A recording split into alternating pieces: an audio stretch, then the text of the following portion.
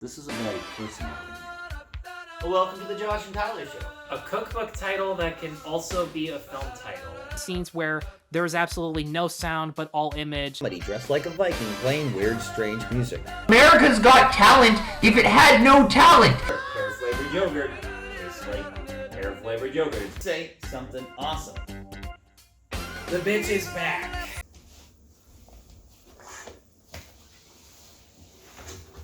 Hi, it's the Josh and Tyler Show. How are you, Tyler?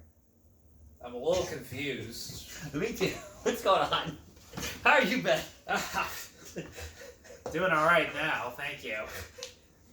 Sometimes you just gotta sneak up like an earthworm, Jim, and pop your head out around of a table. Why? Because logic. Make sure our Jenga tile is straight. Today we're playing movie Jenga. As you can tell, we've got our Jenga tile ladder tower thing assembled. It's Jenga, you know the rules. We answer the questions, we move the Jenga blocks. So Tyler, you can go first. And we've edited this game pretty quickly before. Wow, quick by our standards anyways. What do we got? Favorite live-action family film? Spy Kids. Mary Poppins Returns. Fair. Because, yeah, it does have 10 minutes of animation, but that's true. really as well, far it's as it mostly goes. live action. If I make it fall now, this would be really sad. That's good. I like that. I like that it was tough to do right from the get-go. It's just a very tight tower. A little bit. Favorite minor character in Harry Potter? I'll take Professor Trelawney. I think she's a really great character, doesn't get enough screen time. I'll say Neville. Neville Longbottom is neat. Really feel bad for him. Bitch can't even turn water into rum. Thought that was Seamus trying to turn water into rum, but all he managed was a weak tea. Maybe it was. Maybe it wasn't. I'm not 100%. Favorite Alien. This is how you spell alien? I spelt it Alan. Favorite Alan invasion. What's your favorite film where Alan comes down and invades your planet and probes your mind? I hope those Allens, they'll get you. They make apple juice. Watch out. That's how they get you. Alan invasion. Avenger... So stupid. Avengers Endgame. I was gonna say, what's that? Oh, come Mars on. Attacks. Oh, okay. I thought you were going to say Mars Needs Mom. No, I haven't seen that one. Okay, there's nothing to Mars see. Attacks is fun. I like that one. I have yet to see that one, but I've heard different things, because people can never really decide on whether or not they like the movie or not. Favorite Tom Hanks performance? It's gonna be what we were talking about before. What do you mean? It's just gonna go Beautiful Day in the Neighborhood. I would love to, but if I'm being completely honest, I do prefer his performance in Forrest Gump over Fred Rogers. I would take The Burbs. I love The Burbs. That's one of his earlier ones, right? So great. He's renovating his house. It's awesome. Then the house keeps falling apart. It's delightful. There's a little more to it. Yeah, well, there's more plot to it than that. Is it really that big of a Oddest spoiler? Nicolas Cage performance. Oddest. I will take Oddest. I'll take Vampire's Kiss. That's a weird one. Like, Mandy isn't as weird as Vampire's Kiss. That's true. I'm gonna say Deadfall, because even though he technically isn't actually in it that much, and the movie doesn't even really revolve around him, once he dies, the rest of it keeps going, and I think that's like halfway, but what the fuck was Coppola telling him to do?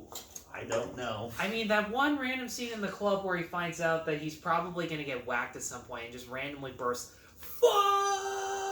He yells balls in Prisoner of the Ghostland. I have absolutely no idea. All I know is that after he's in the club and somebody tells him to fuck off, he just goes, "Hi fucking yeah!" Such First time I saw that sequence was in that Chris Stuckman series, First and Worst, and I was out of breath for like a solid First 10 and minutes. Worst I was could great. not stop laughing. It was such a great show. That was a great Screen Junkies show. It really makes me That wish they and carried... Monday Night Raw. It's now Monday. Don't you know that? I love Monday Night Raw. Me and The Rock are total besties. Put on your American parachute pants and grab a Miller Lite. Show 6 out of 9. I love that show.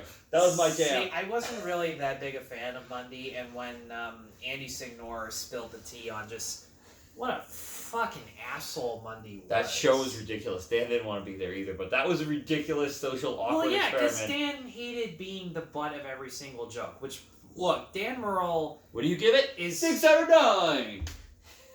Raw dogs. Look, Dan Murrell is an overly sensitive prick, but I mean, I can't say I blame him in that scenario for just wanting out as quickly as possible. Then they got Truly in season 2. Who? Truly. He was the other guy. They just watched a video one time for the entire episode and brought in the entire crew. The whole episode went off the rails. It was great. I'll just have to trust you on that. Such a dumb show. It's not available anywhere on the internet, which is unfortunate. Which I don't understand. It was locked down paywall. Ooh, best car chase on film. See, that's in honor of the Batman, because that has a good car chase. Which is why I'm going to choose that as Really? my favorite Of car all chase. car chases ever. Yeah, because here's the thing. I do like the car chase in Bullet. I do really love the car chase from Jack Reacher, where they go all out of their way just to prove... in the rocket launchers! Just to prove that Cruise is the one driving the Mustang. And of course, there are tons of ones from Fast and Furious that definitely have their moments. There's even an underrated movie from Walter Hill called The Driver that is basically Ryan Gosling's Drive, except it's Ryan O'Neal. And Tomorrow Never Dies. The automated car sequence where the missile goes to the dashboard and they're driving around, he drives it. Yeah, to me that that's was more, awesome. To me that's more of a cool stunt as opposed to a cool chase, but He drives all around the both area. times I saw the car chase on the big screen, my body felt like it had gotten whiplash. I just felt so out of breath. I even looked at my friend and just went, fuck yeah, as soon as it was finished, just because everything felt right. The position of the camera to show that it was really them driving. The fact that there's all this rain, all of these cars, all this construction zone equipment that they blast through like it's absolutely nothing. And Michael Giacchino's musical score was amazing. I love his Batman theme. You also have as much as I say it, as much as I hate Die Hard 5, there is a really good car chase with the truck and they're bashing through everything in Russia. That's fun. But I'll take Tomorrow Never Dies. The fact that Oh, Bruce wait. Willis just pulls a guy out of his car, just randomly punches him, nearly crashes into a pregnant lady's vehicle, which It's so dumb. I There's know. no logic in any of this whatsoever. Other car chases I like, the Italian Job. With Which the one? minis. Oh, The Italian Job. They remade it. They did the mini car chase through all the major landmarks there. and of course that was good. every Jason Bourne movie has a fantastic The car take chase with the car in Jason Bourne, the 5th one, is the best moment of that movie. Loved it. So cool. And the way the Absolutely camera loved it. moves for that. That was a brilliantly directed sequence. Yeah, and it's obviously the most impressive just based on what you could do with that SWAT car. And the fact that I have no idea if Greengrass actually broke Las Vegas laws shutting down those streets, but No clue.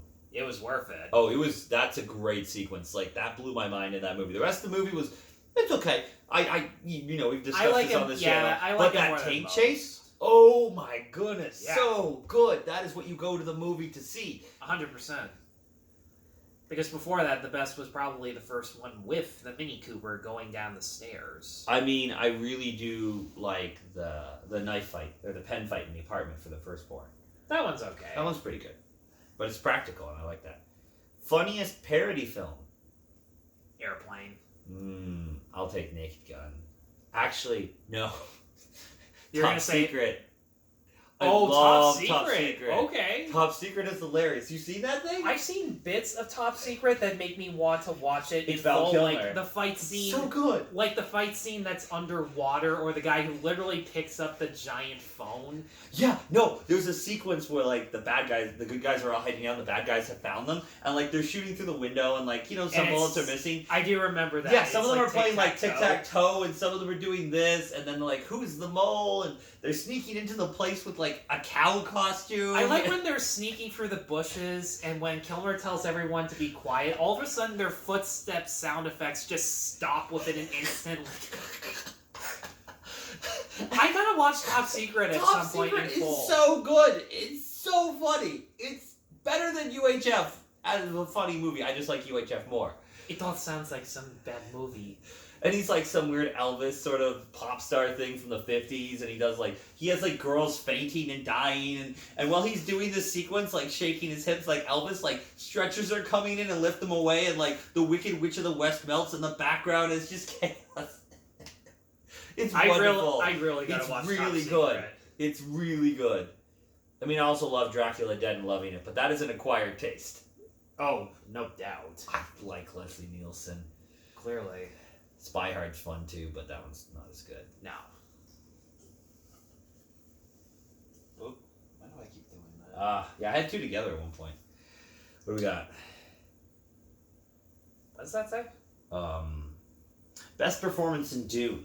I know that Dune's cool. It's a cool movie, but who is your favorite actor in the movie, and why do they give their best performance? Well, best character would probably be Paul, but if I'm going by best performance, I would probably say Rebecca Ferguson as Lady Jessica, because she's one of those characters that has to play both sides of a fence, but whereas most characters do it because they gain something out of it, she's actually doing it in order to protect everyone that she loves as much as she possibly can, and she takes no pleasure in it, which is a huge change of pace. I really like the weird, creepy prophecy lady. She does such a good job at that. She has one scene, and she knocks it out of the park. Charlotte Rampling was... Wait, it's the Bene Gesserit Yeah. nun. Yeah, Charlotte Rampling... She's very good. Super underrated in that movie. She's also really good in Red Sparrow, where she basically plays the exact same character. But Is that the Red Sparrow? Is that Jennifer Lawrence? Jennifer Lawrence? Yeah. That's a really cool 3-hour-long spy movie that's like Cold War, right? It is, and I Yeah. actually liked it. I think I really enjoyed that. I think I own the blue. And part of that was seeing Jennifer Lawrence go back and forth with Charlotte Rampling, basically being another strict and ice-cold bitch. I just who thought really the knows performance was great in Dune. I think she was perfectly cast. Oh, yeah, for sure. And Like that and Tom Hardy. I mean- Tom Hardy was great. I liked it a Tom lot. Hardy, what are you talking about? The whatever his name is. No, Dave Bautista. Well, yeah, the 5 minutes that he gets, which he better be in part 2 a hell of a lot more, because he I was mean, promised more in part 2. Javier Bardem was in there for like 2 minutes and he left. Yeah, but like he actually at least had character motivations that made sense. They were pretty simplistic, but it was better than nothing. And again, half those actors were basically given the promise saying, do this for us, and I promise you that we'll give you more in the second one. Ooh, best National Lampoon's film has got to be National Lampoon's Christmas Vacation. I could quote that till the day I die. It is that fucking funny. The one that I enjoy way too much. It better not be Van Wilder. It's Van Wilder. Oh, for fuck's sake! It's Ryan Reynolds. I like So him. what? He's funny. I just watched it more than I should. I've seen it more than Christmas Vacation. What the fuck am I sitting next to right now? Someone who's insane. I know that, but that doesn't answer my question. No, it was the first one I saw, and that was the first time I ever saw Ryan Reynolds on screen. Best Canadian film.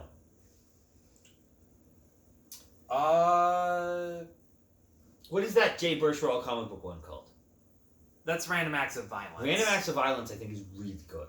It is really good. Phenomenal Canadian film. And I love it, and which is high praise coming from me because I hate slasher It's like movies. full slasher with gore. But it's awesome. It has a self-aware irony to it.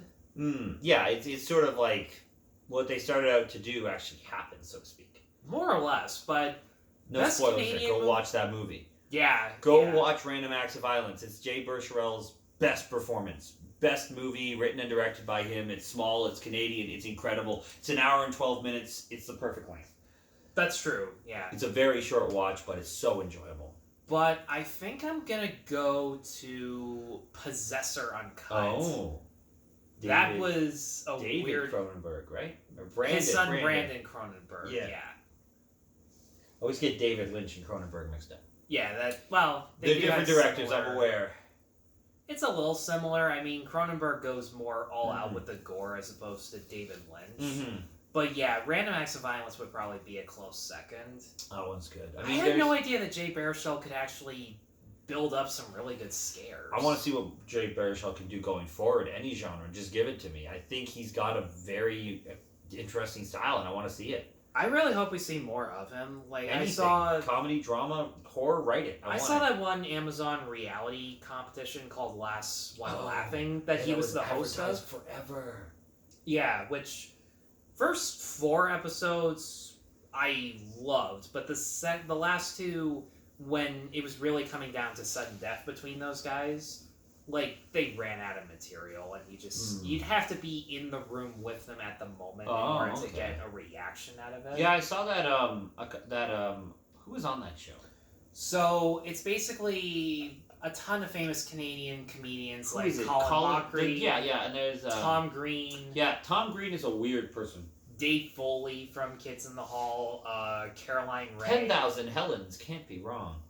I just misquoted that. Squirrely Dan from Letterkenny, who it turns out is like childhood best friends with Jay Baruchel. Oh, okay. And I think that's why Baruchel ended up on Letterkenny for that 1 year, but nobody liked that. I've never understood Letterkenny. I feel like a bad Canadian. It's an acquired taste, because if I gotta be honest, I didn't really get into it at I don't first. get Canadian shows. Like, what is Cornercast? Why is it funny? I've like tried it? so hard. I don't get it.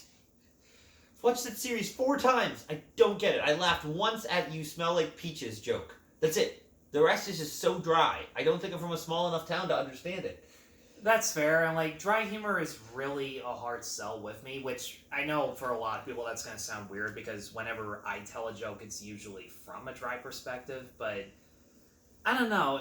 That might have something to do with it, just because it feels like something I could come up with that I could see coming a mile away. Like, if you had told me Corner Gas was a Canadian drama, I would have got it. I can get that. It's not a drama. I know. How the fuck could that be a drama? I don't know if I understand jokes anymore.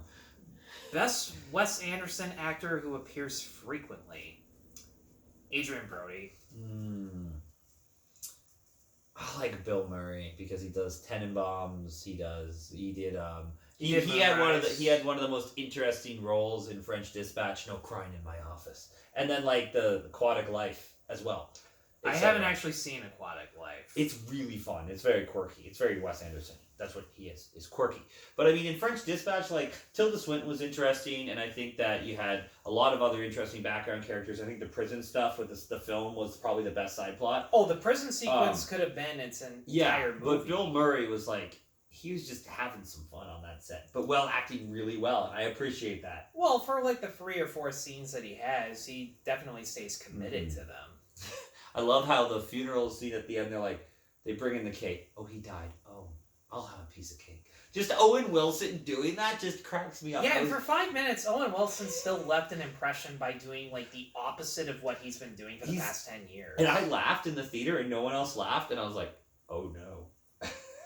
Do you ever just laugh? I didn't understand that. I saw it twice, and I thought it was funny. I think people were afraid to give a reaction as if they were. It's a fictional movie. We're allowed to. I know, but like, I think they felt that if they laughed that hard, they might be spoiling the fun or something like that.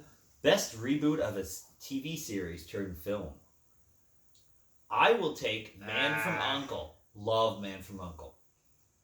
That could be anything from Get Smart to Charlie's Angels to Smurfs. Anything.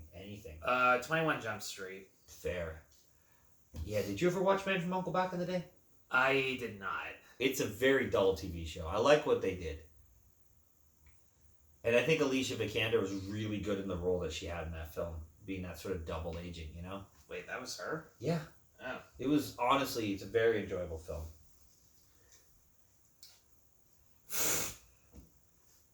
The best fucking use of the word fuck in a fucking This is my favorite question. This is the favorite question I've ever written.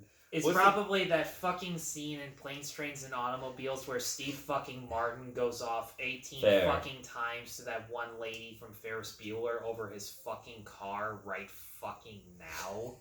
Because that turned it from a fucking PG into a fucking R-rated movie, which was absolutely fucking earned.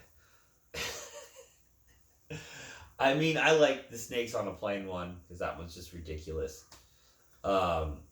But that's more motherfucker than fuck. That counts. Yeah, true. I mean, I have had it with these motherfucking snakes on this motherfucking plane. but I mean, I think the funniest scene of all of Planes, Trains, and Automobiles is like, put my hands between these two pieces of bread. Oh, That is funny. That's really funny. that part was decent enough. I laughed way too hard at that.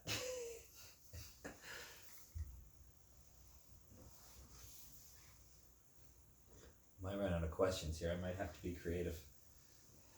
No, that's We'll see. Coolest opening montage in a movie.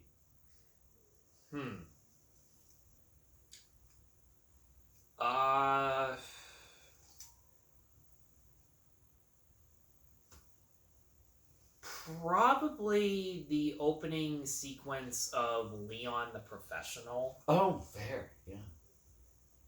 I love that they don't even show Leon's face, where he's obscured by sunglasses, by shadows, as he's stalking every single target that's on his hit list. And he doesn't actually reveal himself until he literally steps out of the shadows and into the light, and then back in like he's a fucking vampire. Like, that was back when Luc Besson actually had talent. Luc Besson with The Fifth Element, Leon the Professional, and those types of movies, great stuff. Yeah. Great stuff. But when you have stuff like Lucy or Valerian... I enjoy Valerian, but it's not great. Valerian has... It's fun at moments. Interesting elements, but I think that a lot of it Like, has to Eddie do with the Redmayne source has one of the material. most interesting roles of his career in that movie. It's weird. Eddie Redmayne. He plays the weird dude, right? That's Dane DeHaan. Or like the leader dude. Anyway, I'm thinking of a different movie there. Oh, that's Jupiter Ascending. That's the one. I like Eddie Redmayne's performance in that. You're one of a very few. It entertains me greatly. I like Jar Jar Binks in movies. It entertains me. Is it good? No, but it entertains me. The ability to talk does not make you intelligent. Now get out of here. Misa, speak.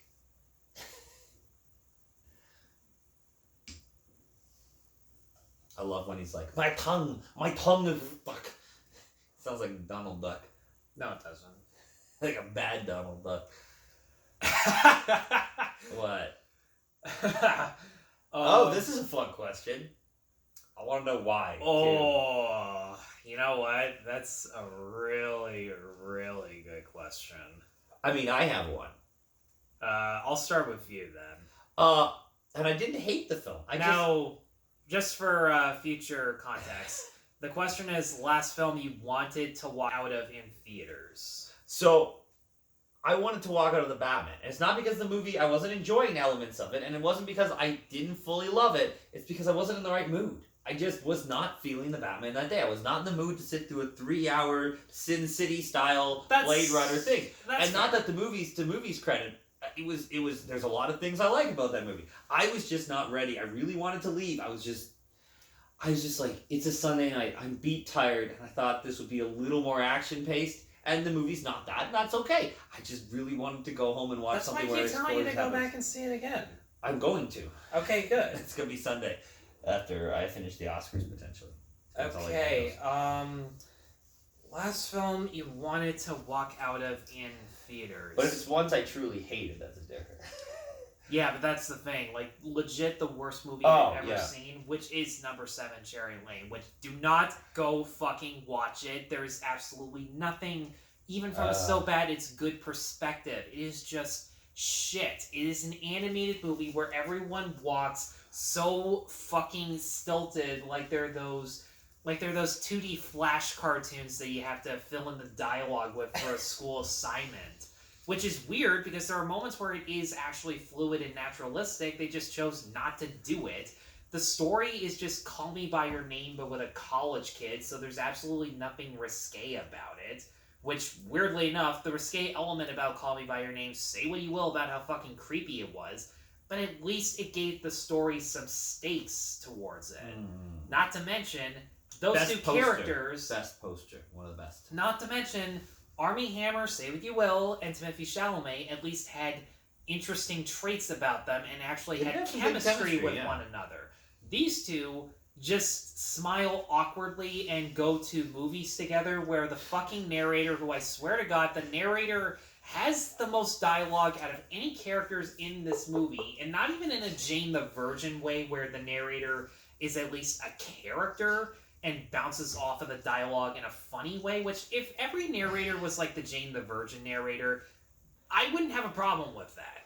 So, I do have one, and it's technically a streaming movie, but I turned it off because I just couldn't take it. I'd count that. I got so bored with the Eternals. What on earth was that? I got all the way, like, we see some random, we play Pink Floyd's Time, and I got all the way to, oh, look, we're at a party. I'm Simon Halleck, and I was in Game of Thrones. We're going to talk. And I just He wasn't?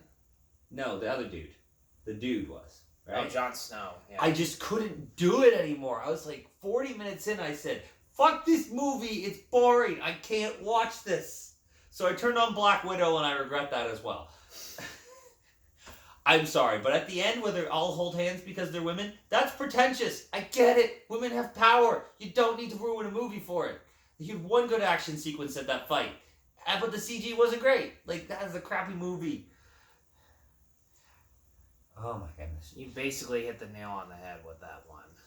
And the fact that Harvey Weinstein was the villain, we get it. Men are bad. We don't need another movie to remind us of that.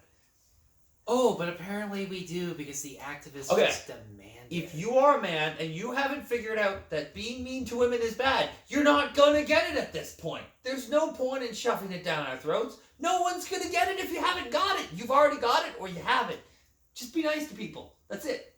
And I just love that men treating women poorly is considered like a right-wing or non-left perspective, even though literally browsing through, because I did see the Hyperions, which is the Daily Wire's latest movie, literally every movie that they've made so far, and the one that they're about to put out in the summer with Gina Carano, the women are the stars of the show. All I know is And they outdo the men at just about fucking we know everything. that women have been treated bad for years. We know there's a hierarchy. We know all this stuff is taking place.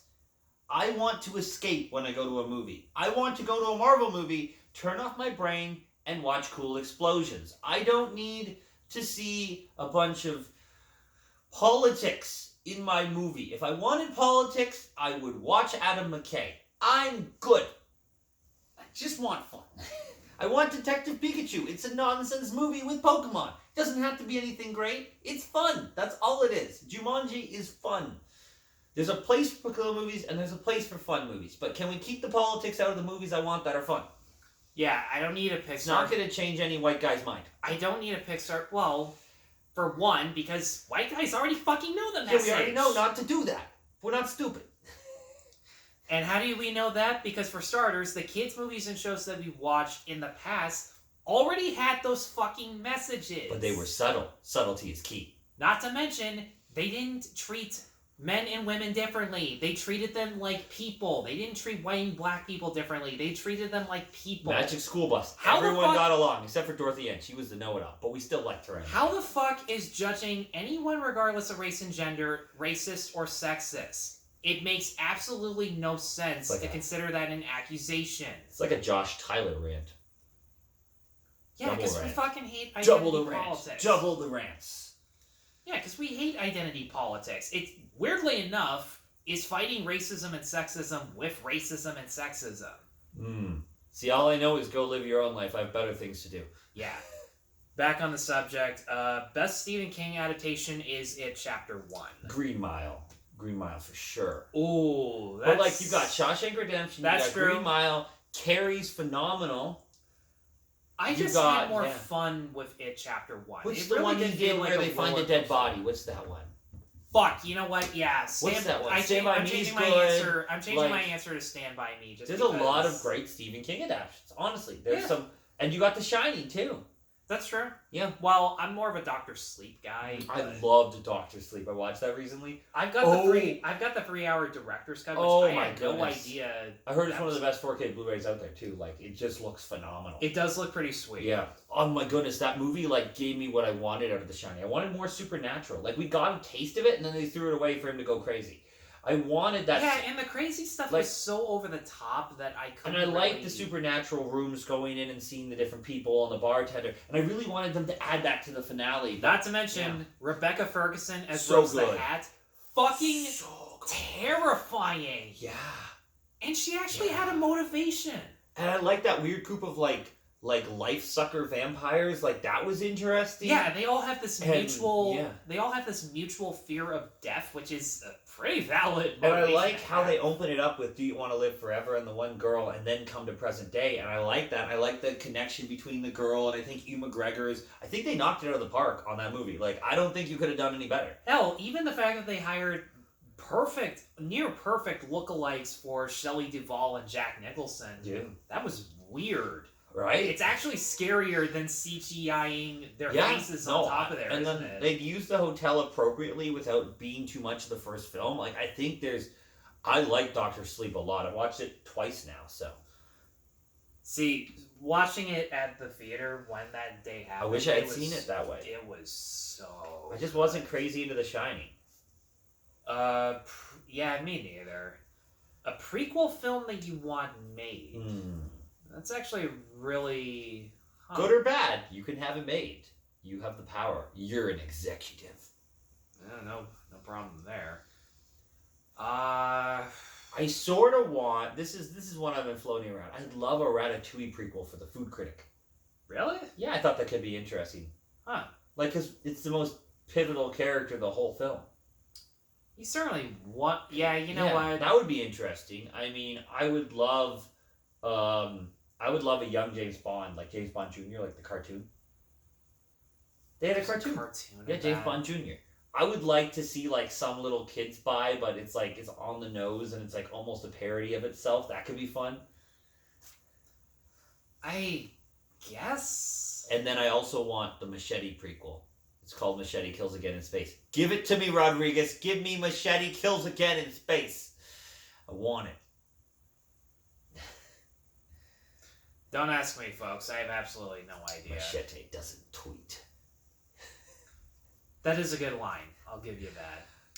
A prequel that I want made. Man. I just want anything related to Rodriguez. Yeah, that's a me thing. I mean, are you kidding me? Like the first one, Robert De Niro plays like a full like right-wing politician who builds a wall across Mexico and shoots people coming across, and Machete has to help immigrants do things. Well, like a massive where he has a I scandal. thought you didn't want politics in your movies. No, but this is like on the nose politics. It's so stupid. It's dumb. That's worse. That's Black Christmas Shadow in the Cloud territory. But he like chops off everyone. Politics heads. It's fun, and there's lots of explosions and death. That is a college activist's wet dream to see that happen. In the second one, Mel Gibson has a light machete. It's like a lightsaber, but it's a machete, and they go to space. And Michelle Rodriguez loses both her eyes, and she has a wooden leg, and she can still shoot people and kill them all because she doesn't need eyes to see. It's just instinct.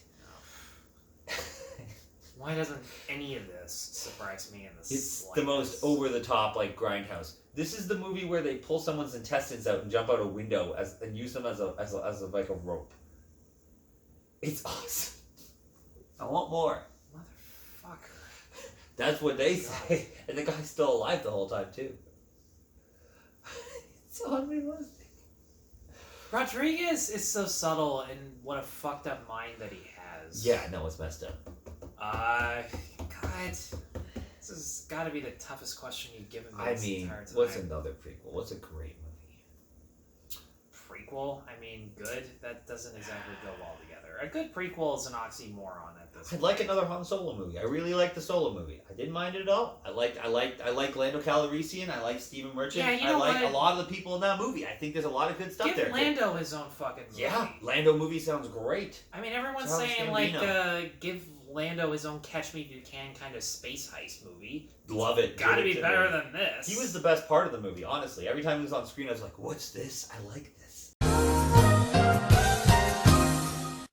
What's going on, guys? I'm Tyler, and there is no perfect movie, but there are plenty of as perfect as I can get reviews of movies that are out right now that I definitely want to check out. So feel free to check out the link in the description below for my channel. I got reviews coming up for Turning Red with Josh, along with the brand new Carrie Elway's comedy, The Hyperions.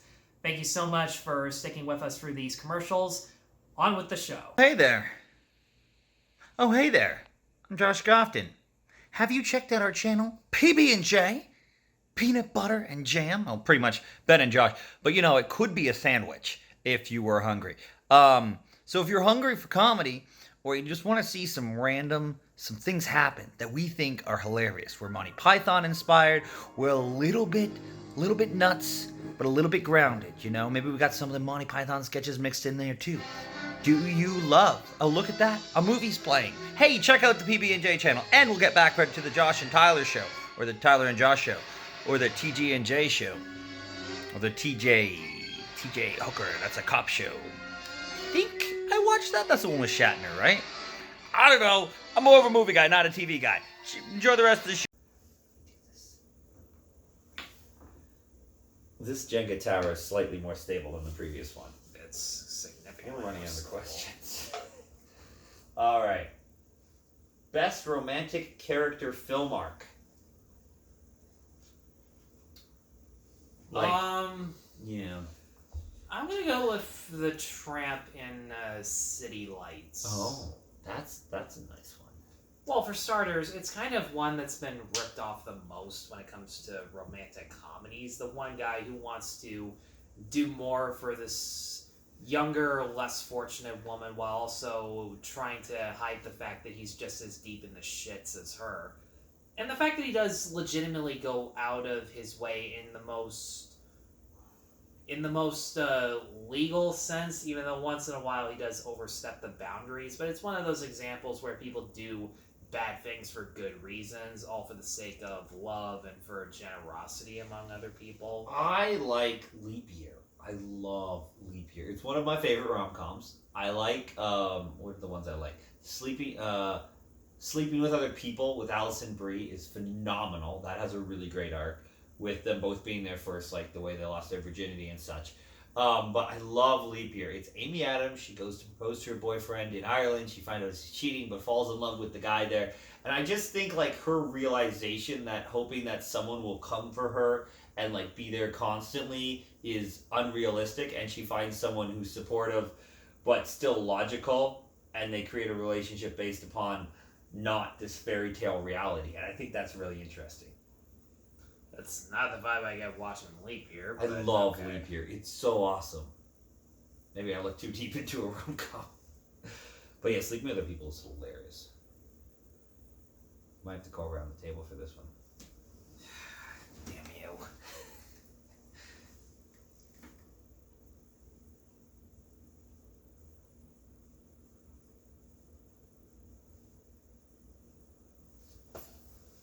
That is stuck. I Why would is just go for another one and leave it.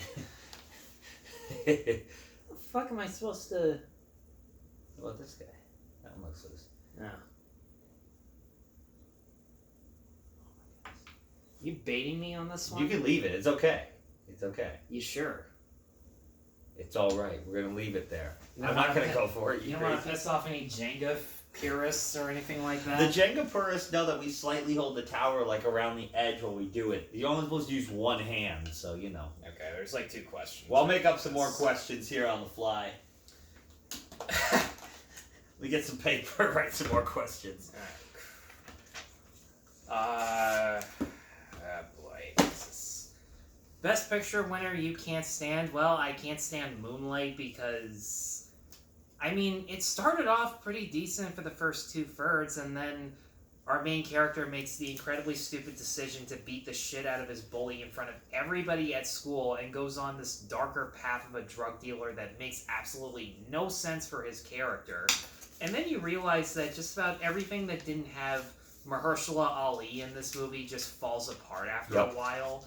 like the relationship between Little and his mother, even though Naomi Harris is still doing a really good job, really doesn't have that much weight to it, especially not the relationship between Little and his boyfriend, who keeps talking about how he wanted to do so much more with his life, and it's just like what? Seriously, what exactly do you guys want to do other than bang each other? And look, I got no problem with the two of them banging each other. Just give me more of a reason to give a shit. These characters have, like, nothing about them that fascinates me. All right. For another question. Gotta keep up with the game, you know? Well, you still gotta tell me a Best Picture winner that you can't stand. Out of Africa. I don't get it. I just don't understand it. I've never It's seen it, so I boring. couldn't tell you. All right. I'll get one of my last questions here. Worst film of 2011. The Sitter. I don't remember that. What's that? That's one where Jonah Hill is a college kid on suspension. The movie literally starts with him doing cunnilingus on another student. So, we're off to a really good start here, aren't we? Yeah.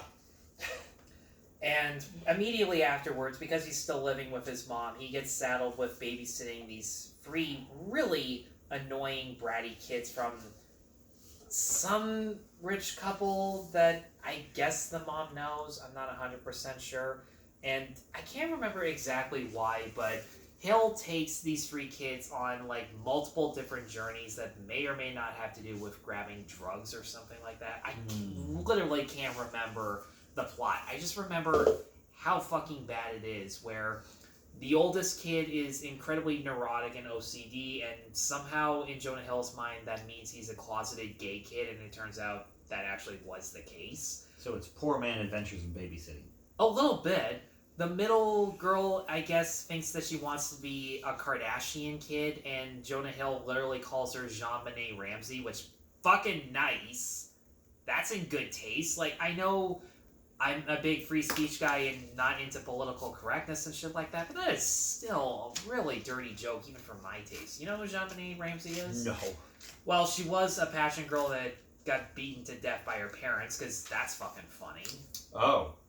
Well, there's that. Did I mention the adopted Mexican kid who loves to blow shit up? What is this movie? Exactly! There are scenarios like, I don't know, the Kardashian kid sharts herself, so they have to go to a clothing store. And Wait, the because- Kardashians are in it? No, she just thinks that she's Kardashian, Oh. or like a toddlers and tiara type of girl.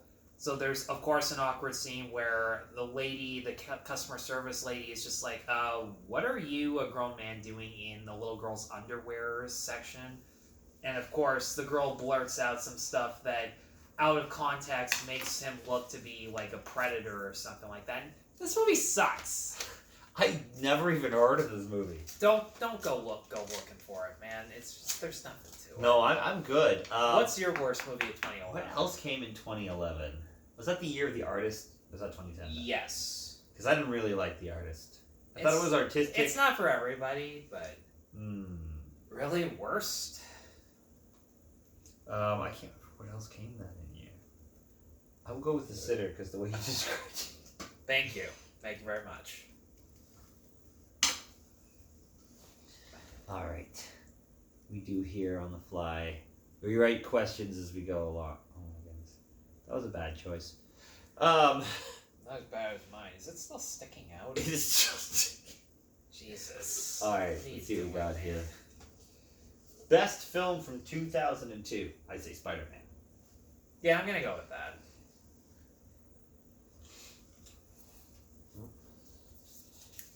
Okay, that works. I do remember that one time where the Jenga building literally like exceeded the length of the frame. Yeah, it was just gone. I don't know how we did that. Okay, this is an incredibly random one. You mean one that I'm writing right now? Yeah, like the best movie Train. Yeah, what's your favorite train from a movie? I like the train from Unstoppable, personally. I don't know. Thomas the Tank Engine. Is he in a movie? That was in the period where every little kids movie was being made. Every little kids TV show was being turned into a movie, and then they suddenly realized, oh yeah, we can't charge kids under 5 to get into movie theaters, and the parents don't really amount to that much. Because like Barney's Great Adventure bombed significantly for that reason. Thomas and the Magic Railroad bombed for that exact same reason. How did Elmo and Groschland do? Basically the exact same. They should have learned that the hard way with Sesame Street movies, because they had Follow the Bird and Elmo and Grouchland. There's a bit of a resurgence with Oogie Loves and the Balloon Adventure or something. I missed that one. I never saw it. I just saw the Brad Jones Midnight Screenings reaction, and man, were they... I want to see him react to that new Sleepaway Camp movie. I'm sure he's gonna have things to say. You always chirp him for how he feels about Sleepaway Camp, even though those movies are literally... All right, here's my next question: Best Mads Mikkelsen's performance. I really love Casino Royale, but like Doctor Strange is pretty good. Actually, in 2020, I saw a movie that he did with the same guy that made The Hunt. Another Round is really Yeah, good. that one's a solid flick. And probably has one of his more humbling performances. He's just a middle-aged guy going through a midlife crisis, and he and his fellow teachers come up with this really bizarre and fucked up practice that was theorized about how drinking more alcohol while also setting your limits tends to make you a little bit more... It makes you a little more energized and a little more passionate about life, and they try their best to monitor their drinking habits. What did you think of the ending? You know, I kind of got lost with whether or not it stuck the landing on its message. I just enjoyed the song. I enjoyed the dancing. I mean, if we're going by what was technically morally the right thing to do, he technically shouldn't have done it. But at the same time, a part of me wonders if he is, at the end of the day, mature enough to at least understand what he's getting into next time he cracks one open. That's true. Like, I do think they're smart enough to have learned not to overindulge with it. I know a lot of people have that impression where if you get addicted once, you never should do it again. And it is technically a smarter thing to do. But I also believe, just philosophically, not from a medical perspective, that you can indulge in moderation without going too far. Like, someone tells me that you probably don't feel the exact same way, but... Well, it depends, really. Alright, pick a question. Give me the Jenga block. Writing questions as we go. We got this. This is a made-up Josh and Tyler show. Put another question in there. Oh my god. I never thought about that. Cutest animated dog. Just wrote it. What do you think is the cutest? I like Springy from Toy Story, but like, I could see people liking Doug from Up. I was gonna say Doug from Up, but he's not necessarily cute. Like, appearance-wise, anyways. Yeah. The Secret Life of Pets ones, I just don't care about that movie. No. It's fucking Toy Story. They don't even try to hide it. Or at least I think they don't try to hide it. Cutest animated dog? Fuck. Snoopy's pretty cute. I like him. He had a movie. Did he? Yeah, the Peanuts movie. It's a great movie. I wasn't gonna count that specifically. Well, yeah, the I Peanuts enjoyed movie. that movie. The It's Peanuts delightful. movie is so underrated. It's one of the movies I watched I didn't think I'd love, and then I'm like, wow, this is really great. I want to Well, watch I that had again. faith going into it because Charles Schultz's kids wrote the script. Oh, okay. Which isn't a guarantee, but it's certainly reassuring. I saw it twice in theaters. It was adorable. I should have seen it twice in theaters. I just loved it. But, oh man.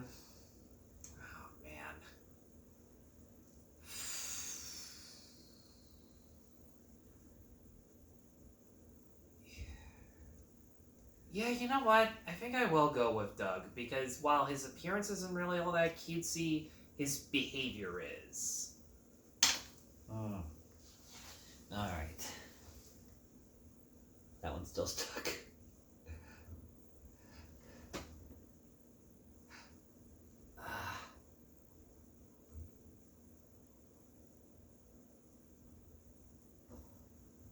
take that one off the table there. What do we got?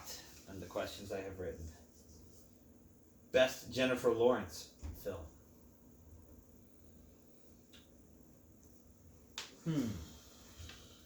Well, you're really pulling out actresses that really haven't done that much work. She's lately. done tons of work. It's not lately. Yeah, I said lately. I will take Red Sparrow. Because I love Red Sparrow.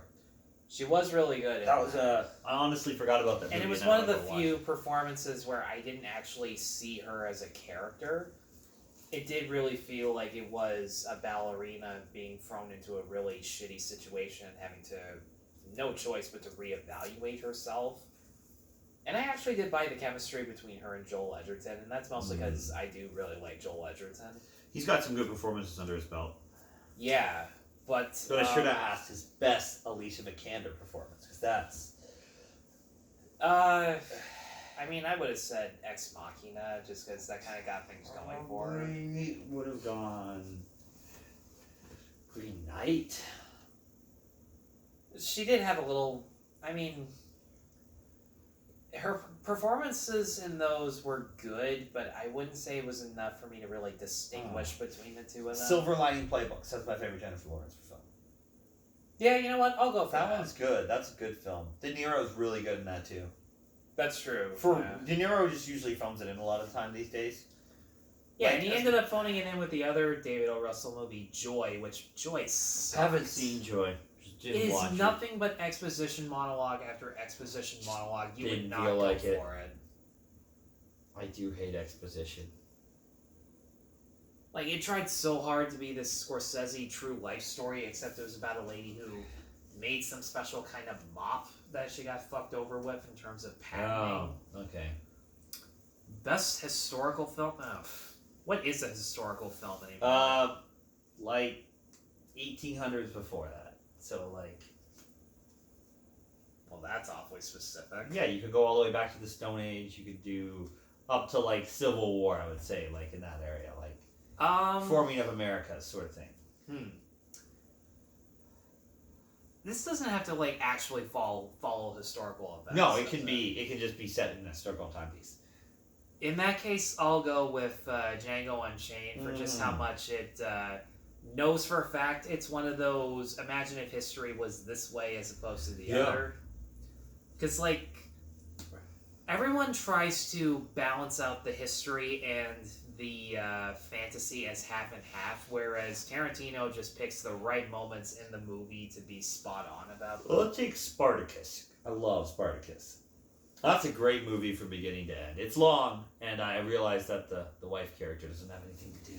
It's my turn now. Oh. You don't have to figure out how to do this. Well, I'm going to have to, actually. Oh my goodness, this is highly unstable. Who knew? So is my neck with how much I've been bending back and forth for this. Let's see here. Give me a question. Silliest movie line.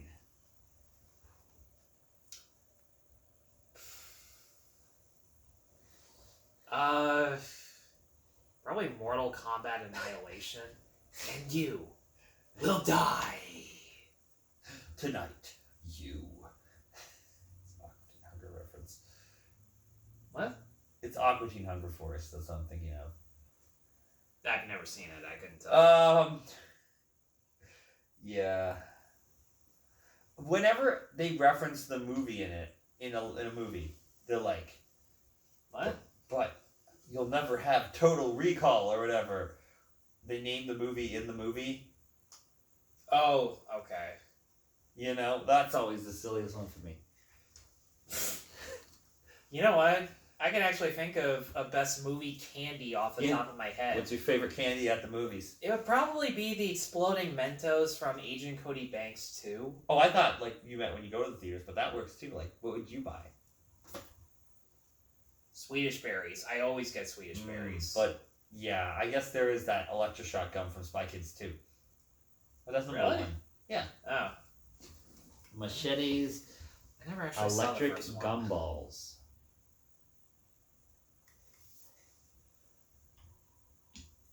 Oh. We're gonna run out of questions. That's fine. That's fine. Best in-movie commercial. I think in the Simpsons movie, they actually put up one of those crawl advertisers when Bart is shooting Homer with a BB gun while he's holding like a stack of bricks on his back. Because that's when they're doing like the dares back and forth, and he dares Bart to skateboard naked. Right before that happens, they literally put up this show tonight at 7:00. Yes, we advertise in between movies too. I like the Nukem from RoboCop. Nukem, get them before they get you. What do you mean you broke my burial lines? It's a commercial like Battleship, but Nukem with little nukes. Then there's the SEX 1000.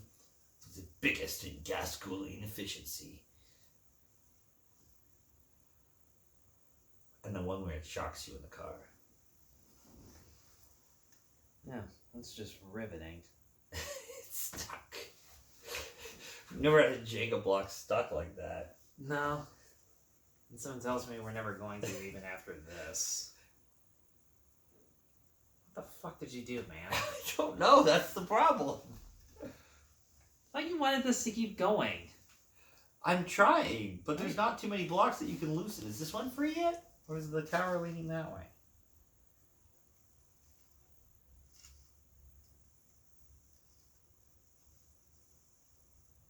Come on, don't do this to me. Come on, come on, come on, come on, come on. Is it coming along kind of day? Yeah, I like that. Fuck you. Oh, question time. Is this like that show Hot Ones, except nothing exciting is going on? Yeah, no, this show, the Hot Ones, is interesting because that guy does his research. Sean, whatever his name is. Yeah, Sean Evans. He has a great research team. I love how much the best extra in films. Yeah, you know the people in the background that do silly things? Who's Yeah, your they're favorite called extra? extras. Look, Yeah. don't tune into this show expecting to learn how to read. Writing is also optional. Just, I don't know what's going on, but I'm having a good time, man.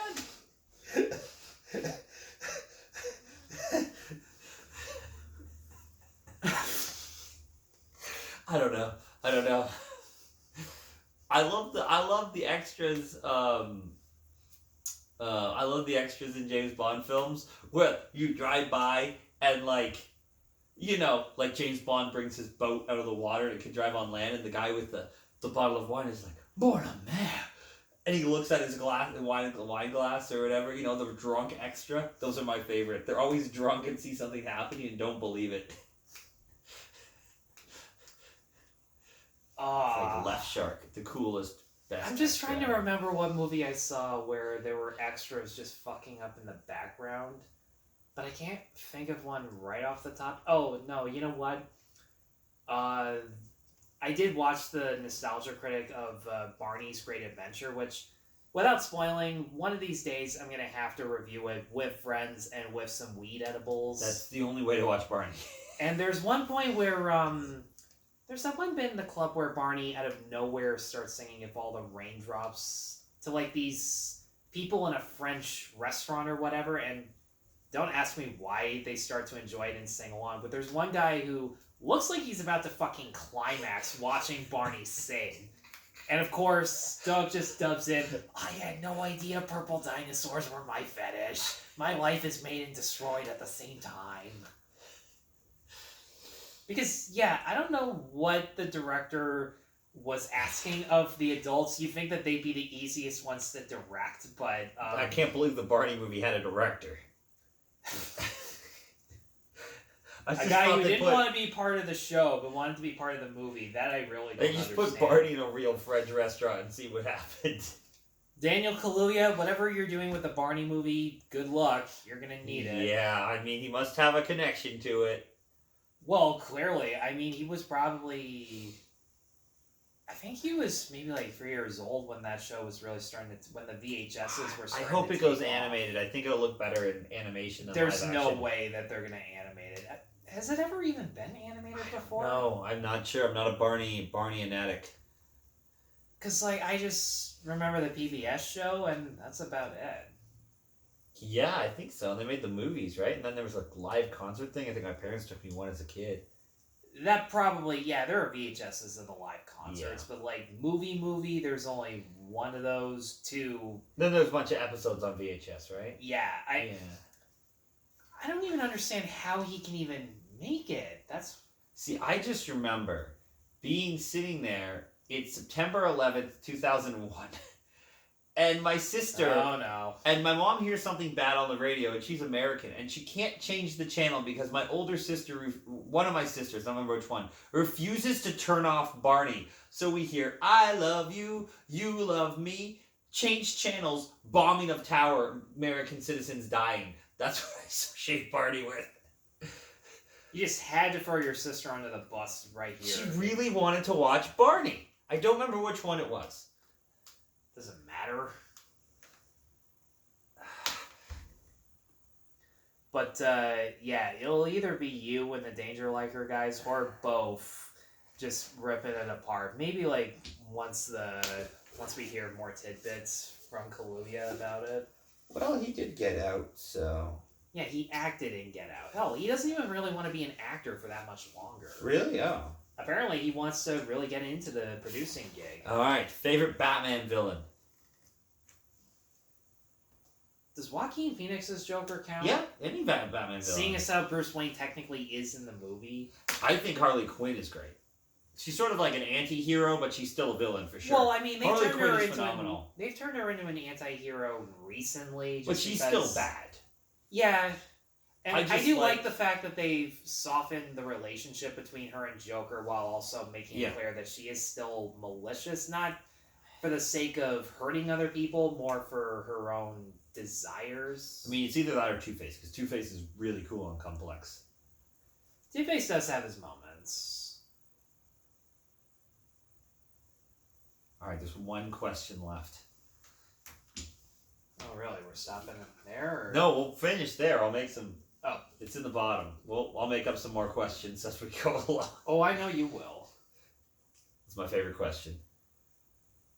Just read it. Just read the question. It's more of a statement.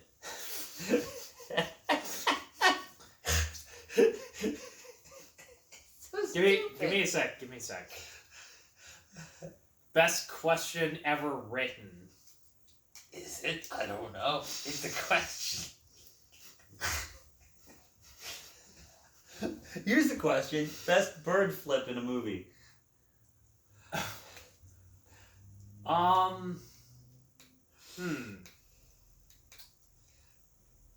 Huh.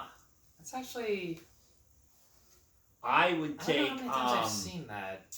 they do it a lot while driving. Oh, when Deadpool severs his arm after he gets handcuffed to Colossus.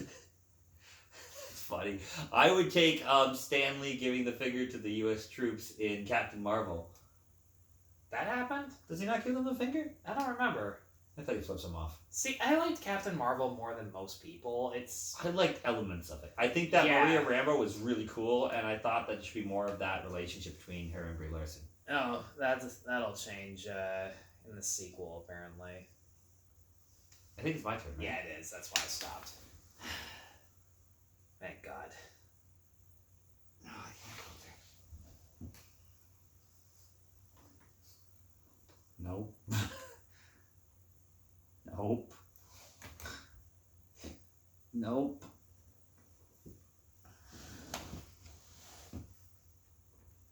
Do I do it? The world's your oyster, man. Do I think I can get it to drop perfectly? No, it's gonna fall. It's not stable. I don't know. That's what I'm waiting to find out. Nope. See what I mean? Hot ones without the excitement. Yeah, we could do hot ones.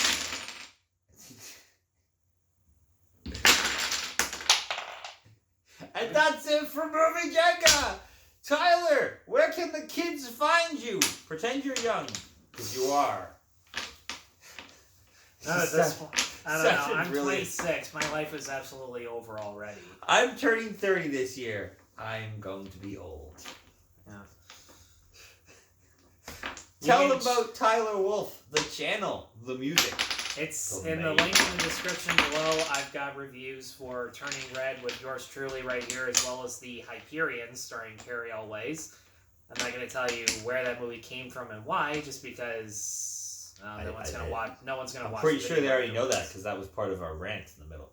No, I don't think I made that part very clear, but in any case, definitely check it out down below. Let us know what you thought. Check out PB&J, the channel where we question our sanity and make you laugh. Link in the description. Tyler, with 2 S for fucking fantastic. Say something. That's a pen. Awesome. You gotta say something awesome. Shut up and let me think of something then.